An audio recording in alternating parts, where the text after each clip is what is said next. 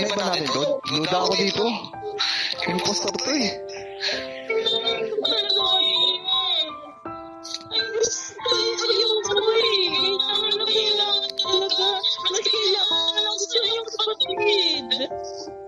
Okay lang, Nay. Wala ka na. Masaya ka na wala ka. Doon mo umili ng nanay. No choice na ba to?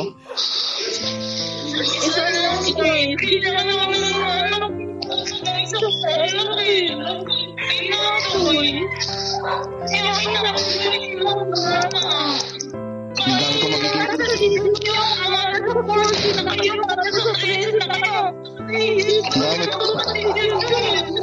Ang dami ko magiging tapay na pangalan. Tapay pa. Aray ko. Tapos pipiliin mo kayo naman sa mga anak mo. Kaya mo ka na baka desperado. Paulit na kami nagsasabi sa'yo na ngaral kayo. Ikaw patunay na magkasaulo. Hindi ka napokpok. Hindi ka napokpok, nanay. Hindi siya si Audrey kapatid. Ay, hindi ba siya sa kalaw si Obo siya? Sorry. Ang champion natin for this Mr. Derafica family.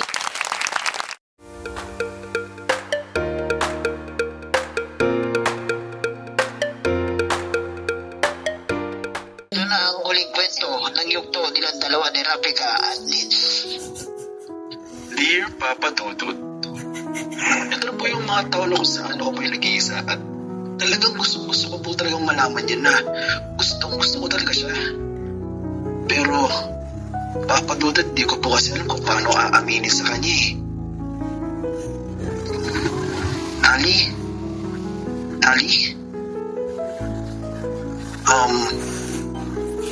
Pwede ba kita makausap?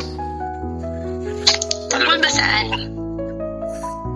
Kasi naalala mo naman, nung nakaraang buwan, di ba, may sinabi ka sa akin.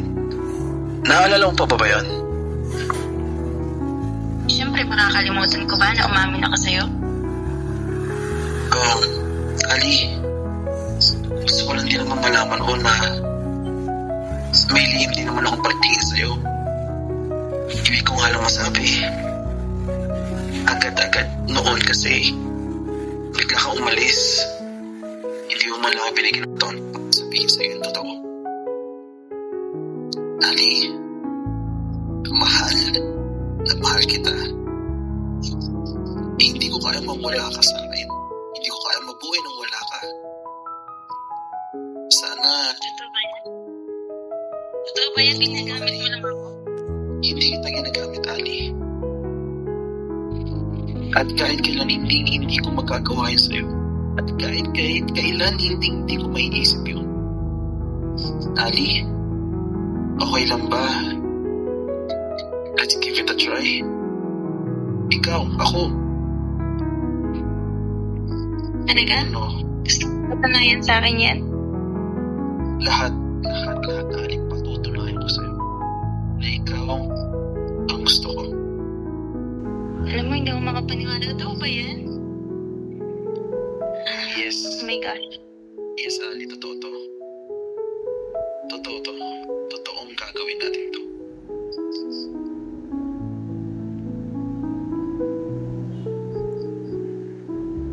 Rafika, ginagawa mo dito? Nins, and what's your name? Partner ko nga pala. Oh, Si Ali. okay. I see. That's good. That's good that you're happy. Actually, magpa-expert talaga kami. Oh, And, ayun. Nag-usap kami. Napavision namin na subukan namin dalawa at tal. Parehas sa mga may nararamdaman. Pero may iba natin ang usapan. Ikaw, kumusta ka? well, Halos 2 taon na tayo hindi nagkikita. yeah. Kumusta ka naman? Ito, single. Pero okay naman. So far, so good. I think, I really don't know what to say, pero, Okay lang yun. yeah. Ang importante, parehas tayong masaya. At isa pakita ko naman talagang masaya ka. And ako naman, masaya naman ako para sa'yo. Sana magtuloy-tuloy na yung kasiyahan mo at makita mo talaga yung sino yung para sa'yo. Totally honestly, I'm not prepared for this, but yeah, maybe. Carla, busy ka ba? Eh, may kaganto sana ako sa'yo eh. Ano yun? Nga pala, nakita ko sa Insta with her new girlfriend. Ha? Nakita ko siya and he really looks happy.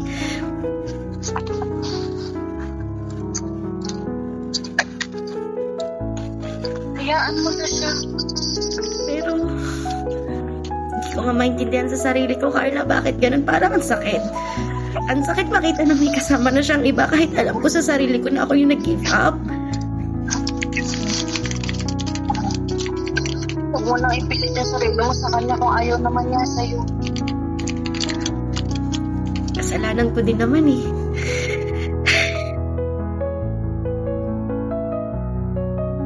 Pero siguro ganun talaga. Pero hindi ko lang siguro hindi ko lang talaga matanggap na hindi na siya babalik kasi akala ko babalik siya eh.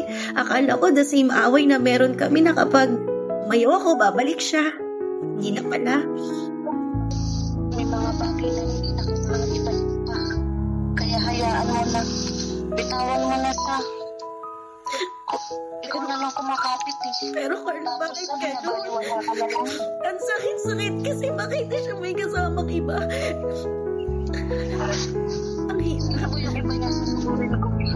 Actually, yung iba niya, yung best friend niya. Best friend niya? Sabi na nga ba eh. Kunyari lang na best friend yun. Pero hindi mo alam, niloloko ka na pala nila. Ikaw naman si tanga. Naniniwala ka pa sa kanya. Aray mo. Siguro yun yung dahilan kung bakit busy siya, no? Kung bakit lagi siyang hindi nakakapunta, ganyan. Ang dami niyang alibay sa'yo. Yung pala, busy na siya sa best friend niya, Kuno. Carla, what should I do? Bigyan mo na lang siya sa best friend niya. Hindi mo siya deserve. Meron pang mas deserve mo sa'yo. Salamat, Carla, kasi you're there. Thank you. Nins, is that you? Hello, Chapika. Sino to? This is Raf. Hey, Raf. Oh, kumusta? Well, Napatawag ka? Ano meron? I just wanted to check on you. Check on me. Yeah. I'm good. Ikaw, kumusta ka? Actually, I could see that you're good. Gusto ko lang sana mag-confess. Konti lang. I might sounds like drunk, but siguro ito lang yung chance ko para sabihin sa'yo yung nararamdaman ko eh. Okay, go ahead. Sige. Marami akong oras ngayon. Ano yan? I just wanted to know. Yeah, it's been years. And to tell you honestly, wala nagbago. I'm still in love with you, Nins.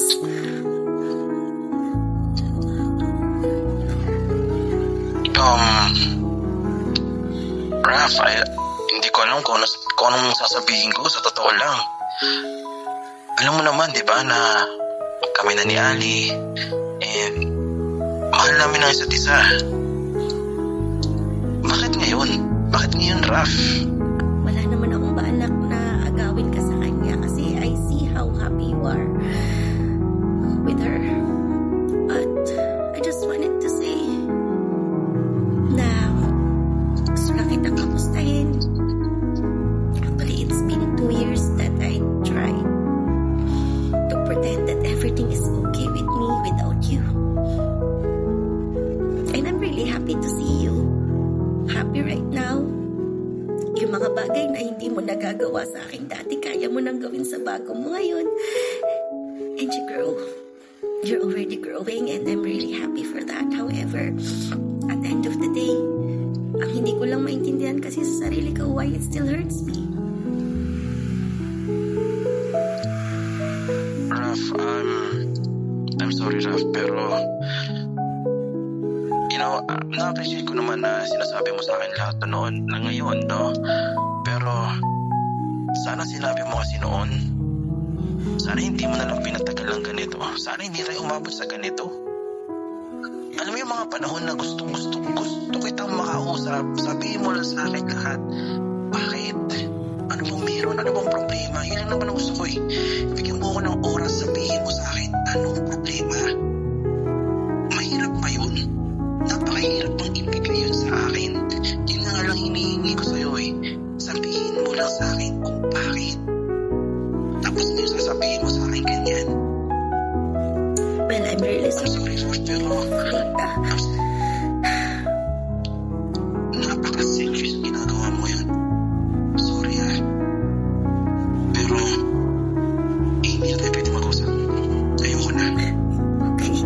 But again, thank you. Thank you. Sana ba sa pagiging magkaibigan natin ngayon, hindi ano mo yun. Pero Raf, sorry. Okay. I get you. But again, thank you. Thank you for answering this call. Siguro nga, I really need to move forward. Because I have no one to wait for anymore. Thank you. Thank you for being there. Thank you for those days. Thank you for those years that we have been. And yeah, I really need to say, I think it's really the